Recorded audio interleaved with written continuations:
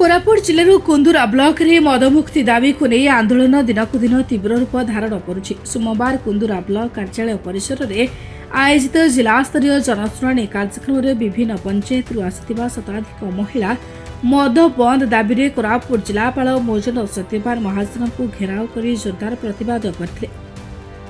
ए घटना फल जनशुणाणी परिसर में किछि समय पर उत्तेजना देखा देथिला। दीर्घदिन धरी स्वयं सहायक गोष्ठी सदस्य और विभिन्न महिला संगठन पक्षर अंचल में मद बिक्री बंद करने को ब्लॉक और जिला प्रशासन विभिन्न स्तर में दाबी उठा कौन पदक्षेप निया अभियोग करते महिला माने।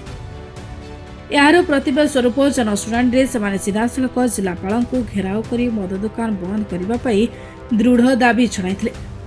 परिस्थिति को दृष्टि रखी पुलिस पक्षर सुरक्षा व्यवस्था कड़ाकड़ी करा शेष में पुलिस सुरक्षा बल अवधि जिलापाल जनशुणाणी स्थल बाहरी थे। महिला आंदोलन जो प्रशासन को बेस असुविधार सम्मुखीन होगाकू पड़ा। यह अवसर में जिलापाल मोजन सत्यपाल महाजन कहते लाइसेंस प्राप्त विदेशी मद दुकान बंद करने संपर्कित दाबी को सरकार निकट में उपस्थापन करा एवं सरकारी स्तर में यथायथ पदक्षेप ग्रहण पर प्रयास करा।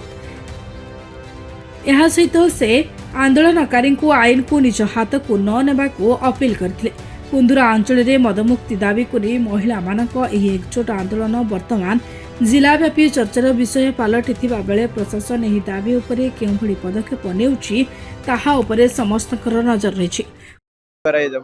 और गोटे ग्रीवांस आसीतिला मध्य भाटी रिलेटेड कि मध्य भाटी रे जो इलीगल चालू छी तापय हमारा सब कलेक्टर एसडीपीओ या एक्साइज अच्छे वीडियो तो से मानक टीम आगु लिमा पापुगारे जाइए पूरा अवेयरनेस करिथिला किंतु एबे ग्रीवांस आसुची कि जो हमारा बिहारी मदबाटी गवर्नमेंट रे लाइसेंस शॉप अछि ता ऊपर ग्रीवांस आसुची।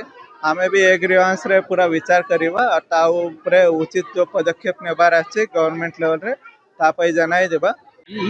लाइसेंस कैंसिल हो जाऊ सरकार जो दाबी हमरा लाइसेंस कर जंती मंदवाला रो सही लाइसेंस ना कैंसिल हो जाऊ सेमिति हबो ही हबो।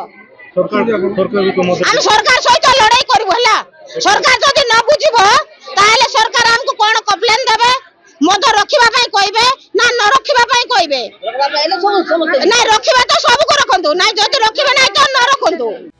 कोरापुट रु धर्मेंद्र पन्ना का रिपोर्ट निरपेक्ष।